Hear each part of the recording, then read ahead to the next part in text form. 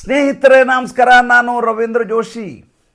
ನಿಮಗೆ ನೀವು ಇದ್ದಕ್ಕಿದ್ದ ಹಾಗೆ ಪಾಕಿಸ್ತಾನದ ಕರಾಚಿಗೆ ಹೋಗಬೇಕು ಅಂದರೆ, ಲಿಯಾರಿಗೆ ಹೋಗಬೇಕು ಅಂದರೆ, ದುಬೈನಲ್ಲಿಯೇ ಇದ್ದು ಅಲ್ಲಿ ನಡೀತಾ ಇರುವಂಥ ವಿದ್ಯಮಾನವನ್ನು ನೋಡಬೇಕು ಅಂದರೆ, ದಾವೂದ್ ಇಬ್ರಾಹಿಮನ ಹಾಸಿಗೆಯ ಪಕ್ಕದಲ್ಲಿ ಕುಳಿತುಕೊಂಡು ನಡೀತಾ ಇರುವಂಥ ವಿದ್ಯಮಾನಗಳಿಗೆ ಸಾಕ್ಷಿಯಾಗಬೇಕು ಅಂದರೆ, ರಣಭೀಕರವಾದಂಥ ಪಾಪಿಗಳ ಲೋಕವನ್ನು ಖುದ್ದಾಗಿ ಸಾಕ್ಷಿಯಾಗಿ ನೋಡಬೇಕು ಅಂದರೆ ನೀವು ದುರಂಧರ್ ಪಾರ್ಟ್ 2 ನೋಡಬೇಕು. ನಾನು ಉತ್ಪ್ರೇಕ್ಷೆ ಮಾಡಿ ಹೇಳ್ತಾ ಇಲ್ಲ, ನಾನು ಯಾವುದೋ ಸಿನಿಮಾವನ್ನು ಪ್ರಮೋಟ್ ಮಾಡ್ತಾ ಇಲ್ಲ, ಪ್ರೊಪಗ್ಯಾಂಡ ಮಾಡ್ತಾ ಇಲ್ಲ. ಖುದ್ದಾಗಿ ನಾನೇ ನಿನ್ನೆ ರಾತ್ರಿ 11 ಗಂಟೆ ಶೋಗೆ ಮೈಸೂರಿನಲ್ಲಿರುವಂಥ ಮಾಲ್ ಆಫ್ ಮೈಸೂರು ಐನಾಕ್ಸ್ನಲ್ಲಿ ಬೆಳ್ಳಂಬೆಳಗು 3 ಗಂಟೆವರೆಗೂ ನೋಡಿ ಅದನ್ನು ಹೇಗೆ ಶಬ್ದದಲ್ಲಿ ಹಿಡಿದು ಹಾಕಬೇಕು ಅಂತ ತಿಳಿಯಲಾರದೆ ಯಾವ ಸ್ಥಿತಿ ತಲುಪಿದೆನೆಂದರೆ ಇದರ ಬಗ್ಗೆ ವಿಡಿಯೋ ಮಾಡೋದೇ ಬೇಡ ಅನ್ನುವಂಥ ಮನಸ್ಥಿತಿಗೆ ಬಂದು ಕೂತಿದ್ದೆ. ಸ್ನೇಹಿತರೆ, ದುರಂಧರ್ ಪಾರ್ಟ್ 2 ಭಾಳ ದೊಡ್ಡ ಮಟ್ಟದ ನಿರೀಕ್ಷೆಯನ್ನು ಇಟ್ಕೊಂಡು ಬಂದಂಥ ಸಿನಿಮಾ.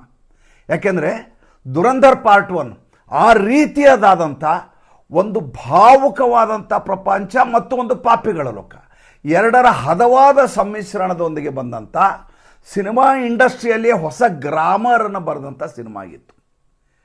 ಇತಿಹಾಸದಲ್ಲಿ ದಾಖಲಾದಂಥ ಸಿನಿಮಾ ಆಗೋಯಿತು.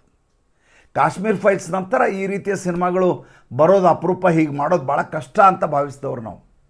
ಆದರೆ beyond all those imagination, beyond all those expectations ಒಂದು ಸಿನಿಮಾ ಕಟ್ಟಿಕೊಡುವುದು ಏನು ಅಂತ ಆದಿತ್ಯ ಧರ್ ಎನ್ನುವಂಥ ಆ ಯುವಕನನ್ನು ಕೇಳಬೇಕು. ದುರಂಧರ್ ಸಿನಿಮಾದ ನಿರ್ದೇಶಕ ಆದಿತ್ಯ ಧರ್ ಸಿನಿಮಾವನ್ನು ನಿರ್ಮಿಸಿಲ್ಲ, ಚಾರಿತ್ರಿಕ ಪುಟಗಳನ್ನು ಯಥಾವತ್ತಾಗಿ ಮತ್ತೊಂದು ಸಲ ಮರುಸೃಷ್ಟಿ ಮಾಡಿದ್ದಾರೆ. ಸ್ನೇಹಿತರೆ, ನಾನು ನಿಮಗೆ ಹೇಳಿದೆ, ಈ ಸಿನಿಮಾವನ್ನು ಅಕ್ಷರಗಳಲ್ಲಿ ಹಿಡಿಯಲಿಕ್ಕೆ ಸಾಧ್ಯವಿಲ್ಲ, ಇದನ್ನು ಬಣ್ಣಿಸಲಿಕ್ಕೆ ಆಗೋದಿಲ್ಲ, ಇದನ್ನು ಕೇವಲ ಅನುಭವಿಸಬೇಕು. ನೀವು ಸಿನಿಮಾ ಥಿಯೇಟ್ರಲ್ಲಿ ಕೂತಾಗ ನೀವು ಅಲ್ಲಿ ಪ್ರೇಕ್ಷಕನಾಗಿ ಉಳಿಯೋದಿಲ್ಲ, ನೀವು ಲಿಯಾರಿಯಲ್ಲಿ ನಡೆಯುವಂಥ ರಣಭೀಕರವಾದಂಥ ಗ್ಯಾಂಗ್ ವಾರಿಗೆ ಸ್ವತಃ ಸಾಕ್ಷಿಯಾಗ್ತೀರಿ. ನಿಮ್ಮ ಕಣ್ಣೆದುರಿಗೆ ರಕ್ತ ಚಿಲುಮೆಯಂತೆ ಹರಿಯುತ್ತೆ, ನಿಮ್ಮ ಕಣ್ಣೆದುರಿಗೆ ನೆತ್ತರಿನ ಕಾಲುವೆ ಹರಿಯುತ್ತೆ, ನಿಮ್ಮ ಕಣ್ಣೆದುರಿಗೆ ಭಾವುಕತೆ ಮರುಸೃಷ್ಟಿಯಾಗತ್ತೆ, ನಿಮ್ಮ ಕಣ್ಣೆದುರಿಗೆ ಅಸಹಾಯಕತೆ ಮನೆ ಮಾಡುತ್ತೆ, ನಿಮ್ಮ ಕಣ್ಣೆದುರಿಗೆ ದಾವೂದ್ ಇಬ್ರಾಹಿಂ ಬರ್ತಾರೆ, ನಿಮ್ಮ ಕಣ್ಣೆದುರಿಗೆ ಖೋಟಾ ನೋಟಿನ ಪ್ರೆಸ್ ಬರ್ತದೆ, ನಿಮ್ಮ ಕಣ್ಣೆದುರಿಗೆ ನರೇಂದ್ರ ಮೋದಿ ಬರ್ತಾರೆ, ನಿಮ್ಮ ಕಣ್ಣೆದುರಿಗೆ ಏನು ಬರೋದಿಲ್ಲ ಅದು ಹೇಳಿ. ಸ್ನೇಹಿತರೆ, ಈ ಸಿನಿಮಾದ ಕಥೆಯನ್ನು ನಾನು ಹೇಳಲಿಕ್ಕೆ ಹೋಗೋದಿಲ್ಲ, ಯಾಕೆಂತಂದರೆ ನಿಮ್ಮೊಳಗಡೆ ಇರುವಂಥ ಕುತೂಹಲ ಜಿಜ್ಞಾಸೆಗಳನ್ನ ಹೇಳಿದೆವಲ್ಲ, ಅದನ್ನು ನಾನು ಹೇಳಿ ಹಾಳು ಮಾಡೋದಿಲ್ಲ. ಆದರೆ ನಿಮ್ಮ ಜೀವನದಲ್ಲಿ ಒಂದು ಸಲ ಈ ಸಿನಿಮಾವನ್ನು ಯಾವ ಊರಿನಲ್ಲಿದ್ದರೂ ಪರವಾಗಿಲ್ಲ, ಎಷ್ಟು ದೂರ ಕ್ರಮಿಸಿ ಆ ಥಿಯೇಟ್ರಿಗೆ ಹೋಗುವಂಥ ಸ್ಥಿತಿ ಬಂದರೂ ಪರವಾಗಿಲ್ಲ, ಒಂದು ಸಲ ಹೋಗಿ ಬನ್ನಿ. 4 ಗಂಟೆಯ ಈ ಚರಿತ್ರೆಯ ಮರುಸೃಷ್ಟಿಗೆ ಸಾಕ್ಷಿಯಾಗಬೇಕು ನೀವು. ಹಾಗಾದರೆ ಏನಿದೆ ಇದರಲ್ಲಿ, ಏನಿದೆ ಅಂತ ಕೇಳಬಾರ್ದು, ಏನಿಲ್ಲ ಅಂತ ಹೇಳಬೇಕು. ಒಂದು ಸಣ್ಣ ಉದಾಹರಣೆಯನ್ನು ನಿಮಗೆ ಹೇಳ್ತೇನೆ. ನವೆಂಬರ್ 8, 2016 ಭಾರತ ದೇಶದಲ್ಲಿ ಮೊಟ್ಟ ಮೊದಲ ಬಾರಿಗೆ ಈ ರೀತಿಯದಾದಂಥ ಅತಿ ದೊಡ್ಡ ಮಟ್ಟದ ಡಿಮಾನಿಟೈಸೇಷನ್ ಆಯಿತು. ನರೇಂದ್ರ ಮೋದಿಯವರು ರಾತ್ರಿ 8 ಗಂಟೆಗೆ ಇದ್ದಕ್ಕಿದ್ದಾಗೆ ಟಿ ವಿ ಪರದೆಯ ಮೇಲೆ ಬರ್ತಾರೆ, ರಾತ್ರಿ 12 ಗಂಟೆ ಮೇಲೆ ನೋಟ್ ನಡೆಯೋದಿಲ್ಲ ಅಂತಾರೆ. ಬಡವರು ಕಷ್ಟಪಡುವವರ ನೋಟಿಗೆ ಬೆಲೆ ಕೊಡುವ ದೇಶ ಇದು. ಆದರೆ ಕಾಳಸಂತೆಕೋರರು ಆಮೇಲೆ ಈ ಸ್ಮಗ್ಲರ್ಗಳು ಅವರನ್ನು ಮಟ್ಟ ಹಾಕಲಿಕ್ಕೆ ಇಂಥದ್ದೊಂದು ಕೆಲಸ ಮಾಡಿದ್ದೀವಿ ಅಂತ ಹೇಳ್ತಾರೆ. ಹಾಗೆ ಹೇಳುವಾಗ ಪಾಕಿಸ್ತಾನದಲ್ಲಿ 60,000 ಕೋಟಿ ರೂಪಾಯಿಗಳನ್ನು ಮುದ್ರಿಸಿ ಭಾರತಕ್ಕೆ ನವೆಂಬರ್ 16 ಎಕ್ಸ್ಪೋರ್ಟ್ ಮಾಡಲಿಕ್ಕೆ, ಕಳ್ಳ ಸಾಗಣೆಯಲ್ಲಿ ಕಳಿಸಲಿಕ್ಕೆ ತಯಾರಾದ ವ್ಯಕ್ತಿ ಸಾವಿನ ದವಡೆಯಲ್ಲಿ ಬಂದು ನಿಲ್ಲಬೇಕಾಗತ್ತೆ. ಆಪರೇಷನ್ ಗ್ರೀನ್ ಲೀಫ್ ಅಂತ ಅದರ ಹೆಸರು, ನಂಗೆ ಆ ಹೆಸರೇ ಗೊತ್ತಿರಲಿಲ್ಲ. ಅಜಿತ್ ಡೋವಲ್ ಅವರ ಸಹಾಯಕ ಕೇಳ್ತಾನೆ, ಏನಂತ, ಸ್ವಾಮಿ ಇಷ್ಟೆಲ್ಲ ಮಾಹಿತಿ ಬಂದ್ಬಿಟ್ಟಿದೆ, 60,000 ಕೋಟಿ ರೂಪಾಯಿಗಳನ್ನು ಉತ್ತರ ಪ್ರದೇಶದ ಲಖನೌ ಮೂಲಕ ಉತ್ತರ ಪ್ರದೇಶದ ಚುನಾವಣೆಯಲ್ಲಿ ಹಾಕಿ ನರೇಂದ್ರ ಮೋದಿಯವರು ಮತ್ತೆ ಎಂದೂ ರಾಜಕೀಯಕ್ಕೆ ಬರಲಾರ್ದ ಹಾಗೆ ಮುಗಿಸಬೇಕು ಅನ್ನುವ ತೀರ್ಮಾನ ಪಾಕಿಸ್ತಾನದಲ್ಲಿ ಆದರೆ, ಲಾಹೋರ್ನಲ್ಲಿ ಆದರೆ, ಇಲ್ಲಿ ಉತ್ತರ ಪ್ರದೇಶದಲ್ಲಿ ಇದ್ದಂಥ ಅತಿಕ್ ಅಹಮದ್ ಎನ್ನುವಂಥ ಲಂಪಟ ರೌಡಿ ಗ್ಯಾಂಗ್ಸ್ಟರ್ ಜೈಲಿನಲ್ಲಿ ಕುಳಿತು ಆಪರೇಷನ್ ಮಾಡ್ತಾನೆ ಅಂದರೆ ಹೇಗೆ ನಮ್ಮ ನಂಟಿತ್ತು ಈ ದೇಶದಲ್ಲಿ ಪಾಕಿಸ್ತಾನಕ್ಕೂ ಮತ್ತು ಉತ್ತರ ಪ್ರದೇಶಕ್ಕೂ ಅಂತ ಅರ್ಥ ಮಾಡ್ಕೋಬೇಕು. ಇದೆಲ್ಲ ನಮ್ಮಂಥ ಅಮಾಯಕ ಜನರಿಗೆ ಅರ್ಥವೇ ಆಗೋದಿಲ್ಲ. ನಮಗೆ 5 kg ಅಕ್ಕಿ ಮುಖ್ಯ ಆಗಿಬಿಡುತ್ತೆ. ಟಕಾಟಕ್ ಅಂದ್ಕೊಳ್ಳಿ ನಾವು ಥ್ರಿಲ್ ಆಗಿಬಿಡ್ತೀವಿ.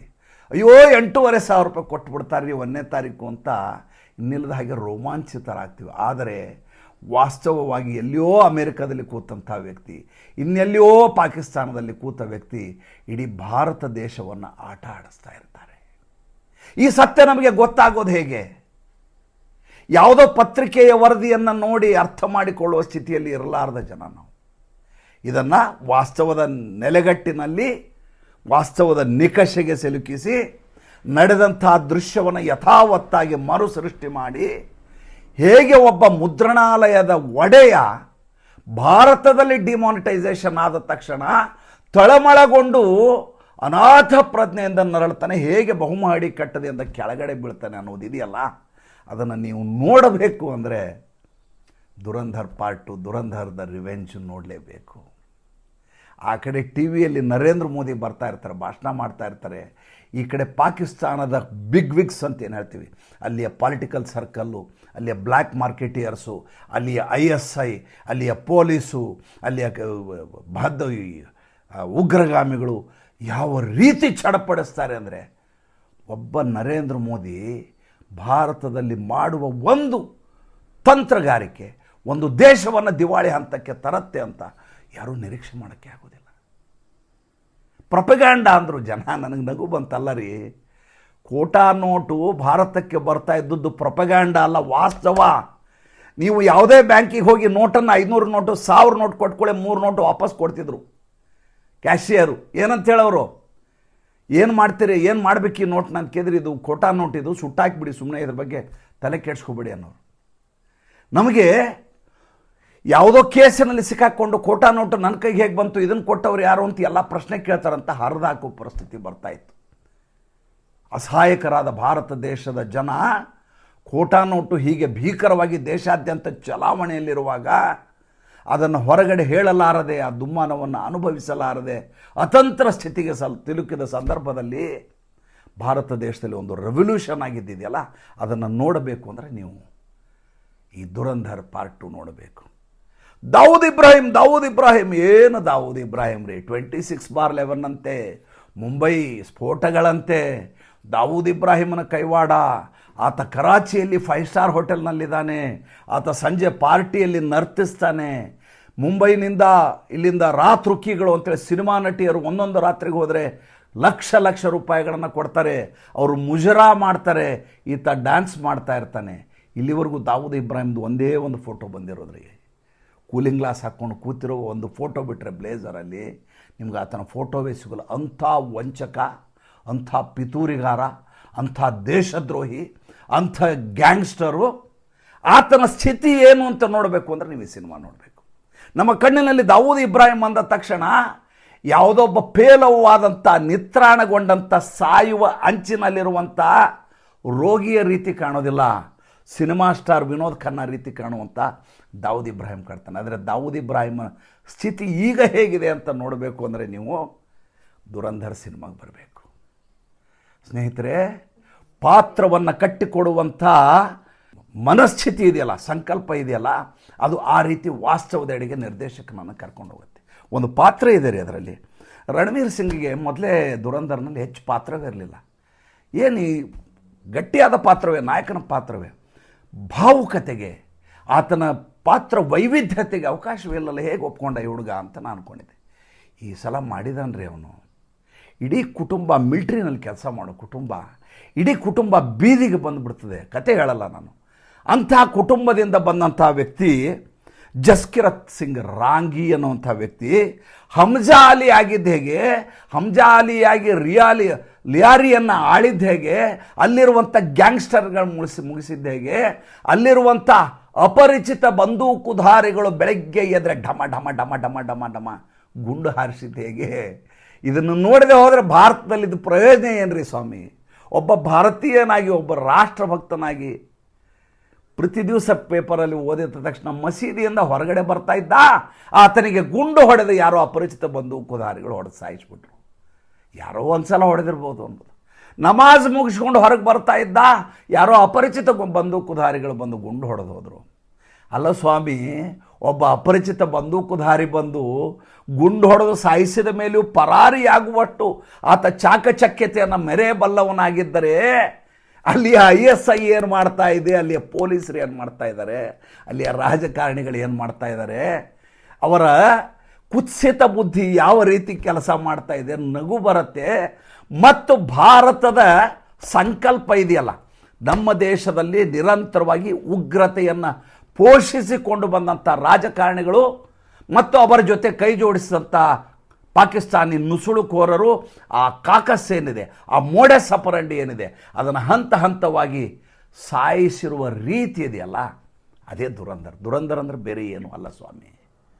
ದುರಂಧರ್ ಅಂದರೆ ಆಕಾಶದಿಂದ ಇಳಿದು ಬಂದಂಥ ಒಬ್ಬ ದೈವಾಂಶ ಸಂಭೂತ ವ್ಯಕ್ತಿ ಏನಲ್ಲ. ನಿಮ್ಮ ಮಧ್ಯೆ ಹತಾಶೆಯಿಂದ ಜೀವನದಲ್ಲಿ ಏನೂ ಲಭ್ಯ ಆಗೋದಿಲ್ಲ, ಇನ್ನು ಮುಗೀತು ನನ್ನ ಜೀವನ ಅಂದ್ಕೊಂಡಂಥ ವ್ಯಕ್ತಿ ಈ ದೇಶಕ್ಕಾಗಿ ಪಾಕಿಸ್ತಾನಕ್ಕೆ ಹೋಗಿ ದುಡಿದು ಮುಗಿಸಿ ಬಂದಂಥ ವ್ಯಕ್ತಿ. ಕಟ್ಟ ಕಡೆಯ ಸನ್ನಿವೇಶ, ವಾಪಸ್ ವಿಶೇಷ ವಿಮಾನದಲ್ಲಿ ಜಸ್ಕಿರತ್ ಸಿಂಗ್ ರಾಂಗಿ ಬರ್ತಾನೆ, ಬಂದು ತಯಾರಾಗಿ ಡೋವಲ್ ಅವ್ರ ಎದುರುಗಡೆ ಕೂತ್ಕೋತಾನೆ. ಮಾತನಾಡಬೇಕು, ಬಾಯಿಂದ ಮಾತು ಹೊರಡೋದಿಲ್ಲ. ಯಾವ ಸಂಸಾರವನ್ನು ಪಾಕಿಸ್ತಾನದಲ್ಲಿ ನಾಟಕೀಯವಾಗಿ ಕಟ್ಟಿಕೊಂಡಿರ್ತಾನೋ, ಯಾವ ಮಗುವಿನ ಜೊತೆ ತನ್ನ ಜೀವನದ ಒಂದಷ್ಟು ಕ್ಷಣಗಳನ್ನು ರಸಗಳಿಗೆಯನ್ನು ಅನುಭವಿಸಿರ್ತಾನೋ, ಅವರನ್ನೆಲ್ಲ ಹೀಗೆ ಒಂದು ಫೋಟೋದ ರೀತಿಯಲ್ಲಿ ಸುಟ್ಟು ಹಾಕೋದಿದೆಯಲ್ಲ, ಫೋಟೋಗೆ ಬೆಂಕಿ ಹಚ್ಚಿ ಆ ದೃಶ್ಯವನ್ನು, ಆ ದೃಶ್ಯದ ತೀವ್ರತೆಯನ್ನು ನೀವು ನೋಡಬೇಕು ಅಂದರೆ ದುರಂಧರ್ ನೋಡಬೇಕು ಸ್ವಾಮಿ. 4 ತಾಸು ಸಿನಿಮಾ ಸ್ವಾಮಿ ಇದು. ಒಂದಲ್ಲ, ಎರಡಲ್ಲ, ಮೂರಲ್ಲ. ನಮ್ಮಲ್ಲಿ ಸಿನಿಮಾ ಮಾಡುವಾಗ, ನಾನು ಒಬ್ಬ ಸಿನಿಮಾ ನಿರ್ಮಾಪಕನಾಗಿದ್ದವನು, ನಾನು ಕತೆ ಬರೆಯೋನು. ನಮಗೆ 2 ತಾಸು 20 ನಿಮಿಷ ಆದ ಕೂಡಲೇ 4 ಜನ ನೋಡಿದವ್ರು ಅಂತಾರೆ, ಒಂದು 10 ನಿಮಿಷ ಟ್ರಿಮ್ ಮಾಡಿಬಿಡಿ. ಜನರಿಗೆ ಪೇಷನ್ಸ್ ಇರೋದಿಲ್ಲ, ಎದ್ದೋಗ್ಬಿಡ್ತಾರೆ. ಅಲ್ಲ, ಒಂದು ಹಾಡಿನ ದೃಶ್ಯ ಬಂದಾಗಲೇ ಸಿಗರೇಟ್ ಸೇದಕ್ಕೆ ಎದ್ದೋಗ್ತಾರೆ. ಇನ್ನು 2.5 ತಾಸು 3 ತಾಸು ಜನ ನೋಡೋದಿಲ್ಲ ಸಿನಿಮಾ. ಆದ್ದರಿಂದ ಟ್ರಿಮ್ ಮಾಡಿ ಅಂತ ಎಲ್ಲರೂ ಅಡ್ವೈಸ್ ಕೊಡ್ತಿರ್ತಾರೆ ಸಿನಿಮಾ ಮಾಡೋರಿಗೆ. ನಾವೇ ಸಿನಿಮಾ ವಿಮರ್ಶೆಗಳನ್ನು ಓದುವಾಗ ತುಂಬ ಎಳೆದಿದ್ದಾರೆ, ಜಾಳವಾಗಿದ್ದಾರೆ, ಇನ್ನೊಂದಿಷ್ಟು ಟ್ರಿಮ್ ಮಾಡಬೇಕಾಗಿತ್ತು ಅಂತ ಓದಿರ್ತೀವಿ. ಈ ಸಿನಿಮಾ 3 ಗಂಟೆ 50 ನಿಮಿಷ ಸ್ವಾಮಿ. ನಾನು ಉತ್ಪ್ರೇಕ್ಷೆಗೆ ಹೇಳ್ತಾ ಇಲ್ಲ, 3 ಗಂಟೆ 52 ನಿಮಿಷ ಆದಾಗ ಥಿಯೇಟ್ರಲ್ಲಿ ಜನ ಹಾಗೆ ಕೂತಿದ್ರು. ಟೈಟ್ಲ್ ಕಾರ್ಡ್ ಪಾಸ್ ಆಗ್ತಾ ಇದೆ, ಪಾಸ್ ಆದರೂ ಜನ ಥಿಯೇಟ್ರಲ್ಲೇ ಕೂತಿದ್ದಾರೆ. ಏನು ದರ್ದು, ಏನು ಅಗತ್ಯ, ಯಾಕೆ ಕೂತಿದ್ರು ಅವರು ಅಂದರೆ ಆ ಮಟ್ಟಿನ ಒಂದು ಅನುಭವದಲ್ಲಿ ಜನ ಆ ಒಂದು ಪೊಟರೆಯ ಒಳಗಡೆ ಹೋಗ್ಬಿಟ್ಟಿದ್ದಾರೆ. ಅದರಿಂದ ಹೊರಗೆ ಬರಲಿಕ್ಕೆ ಸದ್ಯಕ್ಕೆ ಸಾಧ್ಯವೇ ಆಗಲಾರದಂಥ ಸ್ಥಿತಿ ಅದು. ನೀವು ಇಡೀ ಸಿನಿಮಾ ನೋಡುವಾಗ ಅಕ್ಷರಶಃ ನೀವು ಪಾಕಿಸ್ತಾನದಲ್ಲಿರ್ತೀರಿ, ಲಾಹೋರ್ನಲ್ಲಿರ್ತೀರಿ, ಕರಾಚಿಲಿರ್ತೀರಿ, ಲಿಯಾರಿನಲ್ಲಿರ್ತೀರಿ, ದುಬೈನಲ್ಲಿರ್ತೀರಿ. ಹಾಗೆ ಕಟ್ಟಿಕೊಡೋದಿದೆಯಲ್ಲ, ಅದು ರಿಯಲಿ ಮ್ಯಾಜಿಕ್. ಅದು ಹೇಗೆ ಮಹಾಭಾರತ ಯುದ್ಧದಲ್ಲಿ ಪಾಂಡವರ ಪರವಾಗಿ ನಿಂತು ಕೌರವರನ್ನು ದಮನ ಮಾಡ್ತಾರಲ್ಲ ಶ್ರೀಕೃಷ್ಣ ಪರಮಾತ್ಮ, ಆ ರೀತಿಯದಾದಂಥ ಸಾರಥ್ಯವನ್ನು ಈ ಸಿನಿಮಾದಲ್ಲಿ ನಿರ್ವಹಿಸಿದ್ದು ಅಜಿತ್ ಡೋವಾಲ್. ಆರ್ ಮಾಧವನ್ ಒಂದು ಪಾತ್ರವನ್ನು ನಿಭಾಯಿಸಿದ ರೀತಿಯನ್ನು ನೀವು ನೋಡಬೇಕ್ರಿ. ಪರಕಾಯ ಪ್ರವೇಶವನ್ನು ಮಾಡಿದ್ದಾರೆ. ಎಲ್ಲಿ ಆರ್ ಮಾಧವನ್ನು, ಎಲ್ಲಿ ಅಜಿತ್ ಡೋವಾಲು. ವಯಸ್ಸು ಸಾಟಿಯೇ ಇಲ್ಲ, ಮ್ಯಾನರಿಸಮ್ಗೆ ಒಬ್ಬರಿಗೊಬ್ಬರು ತಾಳೆಯೇ ಆಗೋದಿಲ್ಲ. ಅಜಿತ್ ಡೋವಲ್ ಅವರ ಟಫ್ ನಿಲುವು, ಕಠಿಣವಾದ ನಿಲುವು, ಆರ್ ಮಾಧವನ ಸಾತ್ವಿಕ ಮುಖ. ಹಾಗಿರುವಾಗ ಆರ್ ಮಾಧವನ್ ತಮ್ಮನ್ನು ತಾವು ಹೇಗೆ ಪರಿವರ್ತಿಸಿಕೊಂಡಿದ್ದಾರೆ ಅಂದರೆ ಅಜಿತ್ ಡೋವಲ್ಲೇ ಗಾಬರಿಯಾಗಿಬಿಡಬೇಕು, ತಮ್ಮ ಎದುರುಗಡೆ ತಮ್ಮ ಡಬಲ್ ಬಂದು ನಿಂತಿದ್ದಾರೆ ಅನ್ನೋ ಅಂತ ಅನ್ಕೋಬೇಕು. ಆ ರೀತಿಯದಾಗಿ ಒಂದು ಸಿಗರೇಟನ್ನು ಆ ಡಬ್ಬದ ಮೇಲೆ ಹೊಡೆಯುವ ಅವರ ಶೈಲಿ ಇದೆಯಲ್ಲ, ನೋಡಬೇಕನ್ನ ಅಷ್ಟು ಚೆನ್ನಾಗಿ ನಿಭಾಯಿಸಿದ್ದಾರೆ ಆರ್ ಮಾಧವನ್. ನೋಡಿ, ಇಡೀ ಕತೆಗೆ ಒಬ್ಬ ಸೂತ್ರಧಾರಿಯ ರೀತಿಯಲ್ಲಿ ಆರ್ ಮಾಧವನ್ ಪಾತ್ರದಲ್ಲಿರುವಂಥ ಅಜಿತ್ ಡೋವಾಲ್ ಅವರು ನಿಭಾಯಿಸಿರೋದು. ಅಜಿತ್ ಡೋವಾಲ್ ಎಲ್ಲವೂ ಗೊತ್ತು, ಏಕೆಂದರೆ ಸ್ವತಃ ಆತ ಪಾಕಿಸ್ತಾನದಲ್ಲಿ ಭಿಕ್ಷಾಟನೆ ಮಾಡಿ 7 ವರ್ಷ ಕಳೆದ ವ್ಯಕ್ತಿ. ಅಲ್ಲಿ ವಿಕಿರಣಗಳ ಎನ್ರಿಚ್ಮೆಂಟ್ ಯುರೇನಿಯಂ ಎನ್ರಿಚ್ಮೆಂಟ್ ಆಗ್ತಾ ಇದೆಯೋ ಇಲ್ವೋ ಅಂತ ತಿಳ್ಕೊಳ್ಳಿಕ್ಕೆ ಸಲೂನ್ ಎದುರುಗಡೆ ಭಿಕ್ಷುಕನಾಗಿ ಹೋಗಿ ಜೀವನವನ್ನು ಸವೆಸಿ ಪಾಕಿಸ್ತಾನದ ಇಂಚಿಂಚನ್ನು ಬಲ್ಲಂಥ ವ್ಯಕ್ತಿ ಅಜಿತ್ ಡೋವಾಲ್. ಅಂಥ ಅಜಿತ್ ಡೋವಾಲು ಒಂದು ಆಪರೇಷನ್ ದುರಂಧರ್ ಅಂತ ಮಾಡಿ ರಣವೀರ್ ಸಿಂಗ್ನಂಥ ವ್ಯಕ್ತಿಗಳನ್ನು ತಯಾರಿ ಮಾಡಿ ಪಾಕಿಸ್ತಾನದಲ್ಲಿ ಅಪರಿಚಿತ ಬಂದೂಕುಧಾರಿಗಳನ್ನಾಗಿ ಬಿಟ್ಟು ಭಾರತದಲ್ಲಿ ಕುರಿತು ಪಾಕಿಸ್ತಾನದಲ್ಲಿ ನಡೆಯುವ ಎಲ್ಲ ಚಟುವಟಿಕೆಗಳನ್ನು ನಿಯಂತ್ರಿಸುವುದಿದೆಯಲ್ಲ, ಅದು ವರ್ಣಿಸಲಸದಾಳವಾದಂಥದ್ದು. ಇದ್ಯಾವುದೋ ಕಪೋಲ ಕಲ್ಪಿತ ಕಥೆಯಲ್ಲ, ಇದ್ಯಾವುದೋ ಕಲ್ಪನೆಯಲ್ಲ, ಅಥವಾ ಅತಿರಂಜನೆಗೋಸ್ಕರ ಮಾಡಿದಂಥ ದೃಶ್ಯಾವಳಿಗಳಲ್ಲ. ನಡೆದಂಥ ಇಂಚಿಂಚು ಘಟನಾವಳಿಗಳಿಗೆ ವಾಸ್ತವಿಕ ನೆಲೆಗಟ್ಟಿನಲ್ಲಿ ದೃಶ್ಯ ಸ್ವರೂಪವನ್ನು ಕೊಟ್ಟಿರುವಂಥ ಕೆಲಸ ಅದು. ಚಿತ್ರದುದ್ದಕ್ಕೂ ತಮ್ಮ ಮ್ಯಾನರಿಸಮ್ ಮೂಲಕ, ತಮ್ಮ ಮೌನದ ಮೂಲಕ, ತಮ್ಮ ಕಾಠಿಣ್ಯದ ಮೂಲಕ ಮನಸೆಳೆಯೋದು, ಗಮನ ಸೆಳೆಯೋದು ಅಜಿತ್ ಡೋವಾಲ್ ಪಾತ್ರ. ಆರ್ ಮಾಧವನ್ ಏನ್ರಿ ಎಂಥ ನಟ ರೀ ಈತ ನಾನು ನೋಡಿದ್ದು ಭಾಳ ಹಿಂದೆ 3 ಇಡಿಯಟ್ಸಲ್ಲಿ. ಅದಾದಮೇಲೆ ಅವರ ಸಿನಿಮಾಗಳು ನೋಡಿದ್ದು ಅವರು ಭಾಳ ಚೂಸಿ ವ್ಯಕ್ತಿ. ಅದಾದಮೇಲೆ ಬಂದ ಎಲ್ಲ ಸಿನಿಮಾಗಳು ಇದೇ ರೀತಿಯಾದಂಥ ಮನೋದ್ಯಮದ ಅನುಭವವನ್ನು ಕೊಡುವಂಥ ಸಿನಿಮಾಗಳೇ. ಆದರೆ ಅವರ ಇಡೀ ಸಿನಿಮಾ ಜೀವನದಲ್ಲಿ ಮೇರು ಪಾತ್ರ ಅಂತ ಯಾವುದಾದ್ರೂ ಇದ್ದರೆ ಅದು ಅಜಿತ್ ಡೋವಾಲ್ ಪಾತ್ರ. ಬೇಕಾದ್ರೆ ಆ ಸಿನಿಮಾ ನೋಡಿದ್ಮೇಲೆ ನಿಮ್ಗೆ ಅನಿಸುತ್ತೆ. ಇದ್ರ ಜೊತೆ ಸಂಜಯ್ ದತ್ ನಿಭಾಯಿಸಿದ ರೀತಿ ಇದೆಯಲ್ಲ, ಎಸ್ ಪಿ ಚೌಧರಿ ಪಾತ್ರದಲ್ಲಿ.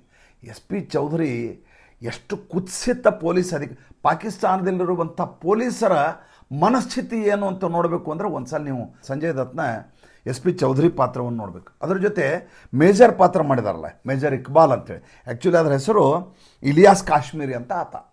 ಅದನ್ನು ಮೇಜರ್ ಇಕ್ಬಾಲ್ ಅಂತ ಅಲ್ಲಿ ಮಾಡಿದ್ದಾರೆ ಈ ಸಿನಿಮಾದಲ್ಲಿ. ಇಲಿಯಾಸ್ ಕಾಶ್ಮೀರಿ ಎಂಥ ಪಾತಕಿ ಅಂತಂದರೆ ಆತನ್ನು ಬಣ್ಣಿಸಲಿಕ್ಕಾಗಿಯೇ ಒಂದು ಸಂಚಿಕೆಯನ್ನು ಮಾಡಬೇಕು, ಅಂಥ ಕ್ರೂರಿ ಆತ.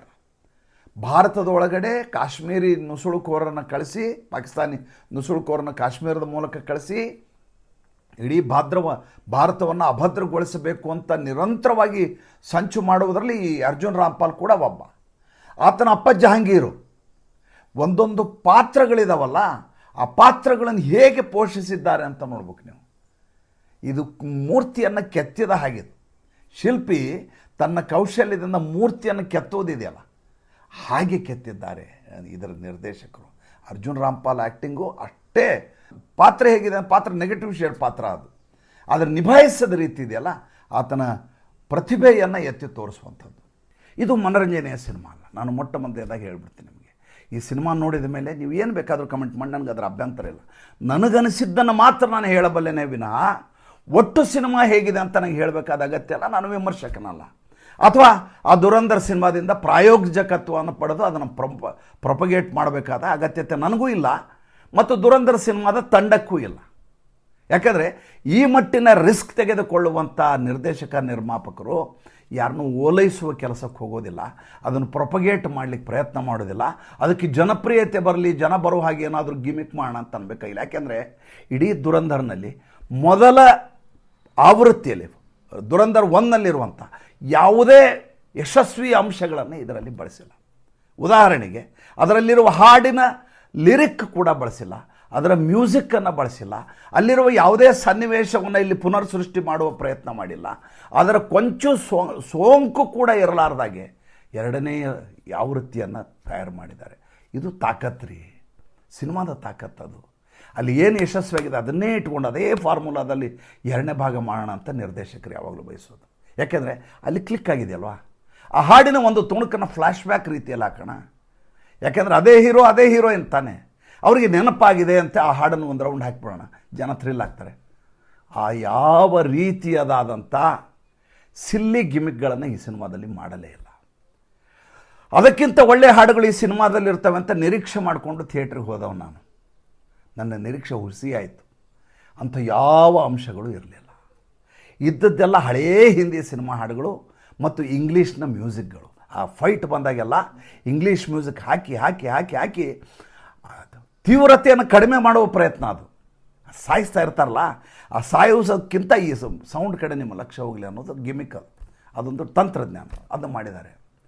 ಏನು ಹೇಳಿ ಈ ಸಿನಿಮಾದ ಬಗ್ಗೆ, ಎಷ್ಟು ಹೇಳಿದ್ರು ಕಡಿಮೆ. ರಾಕೇಶ್ ಬೇಡಿ ಜಮೀಲ್ ಅಹ್ಮದ್ ಅನ್ನುವ ರಾಜಕಾರಣಿಯ ಪಾತ್ರ ಮಾಡಿದ್ದಾನೆ.